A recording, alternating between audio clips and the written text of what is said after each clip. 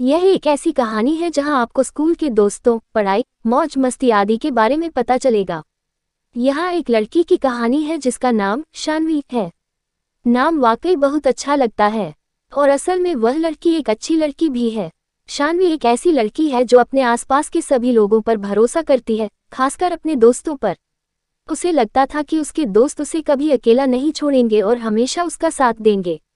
लेकिन असल में ये सच नहीं था। शान्वी ने बहुत सी समस्याओं का सामना किया, लेकिन उसने कभी भी अपने दोस्तों पर भरोसा करने में एक कदम भी पीछे नहीं हटा।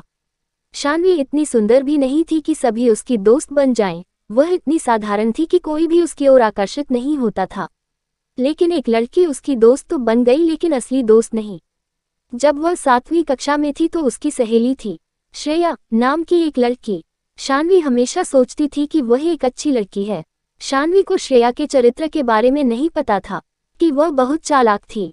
एक बार उनके विषय के शिक्षक ने उन्हें एक परीक्षा दी और वह किसी कारण से कक्षा से बाहर चली गई। उनकी कक्षा में बहुत शरारती थे। छात्र नकल करने लगे, लेकिन शान्वी और श्रेया नकल नहीं कर रहे थे। शान्वी ने अपने बगल में एक लड़के के पेपर में झांका, लेकिन उसने नकल नहीं की। जब शिक्षक को इस शरारत के बारे में पता चला तो उसने सभी छात्रों को डांटा। सभी छात्र हैरान थे। उन्हें नहीं पता था कि उनकी शिकायत किसने की थी। यह कोई और नहीं बल्कि श्रेया थी। शान्वी को इसके बारे में पता था, लेकिन उसने एक शब्द भी नहीं कहा। जैसे ही शिक्षक कक्षा से बाहर गए, सभी ने शान्वी को दोषी ठहराना शुरू कर दिया कि उसने ही यह सब किया है। शान्वी यह सुनकर वास्तव में हैरान रह गई। उसे समझ नहीं आया कि वास्तव में क्या हो रहा है। बाद में उसे समझ में आया कि श्रेया की वजह से बाकी सभी लोग उसे दोषी ठहरा रहे हैं। उसने श्रेया से फिर कभी बात न करने का निर्णय लिया, लेकिन श्रेया निराश हो गई कि शान्वी के बाद कोई भी उसका दोस्त नहीं रहा। श्रेया ये समस्या एक अन्य शिक्षक के पास ले गई। इस शिक्षक ने शान्वी के साथ साथ अन्य छात्रों की भी जांच की। शान्वी ने शिक्षक को समझाया कि उसने कुछ नहीं किया है, लेकिन उसे दोषी ठहराया जा रहा है। अन्य छात्रों ने शिक्षक से कहा कि वे जानते हैं कि श्रेया ने ये सब किया है।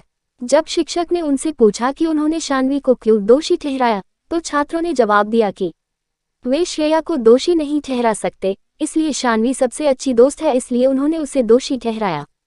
लेकिन श्रेया को दोषी न ठहराने का उनके पास कोई कारण नहीं था। अगला साल उसके लिए पूरी तरह से उल्टा हो गया। साधारण होने के कारण वह दिखने में अच्छी हो गई, लेकिन इतनी सुंदर नहीं। इस बार उसकी 8वीं कक्षा में कई दोस्त थे। वह बहुत अभिभूत थी। उसकी सहेलियों के नाम नेहा और प्रिया थे। वे दोनों उसके लिए बहुत खास थीं और वह उन पर बहुत विश्वास करती थी। वह उन्हें कभी खोना नहीं चाहती थी। शान्वी राज उन दोनों को बताती है।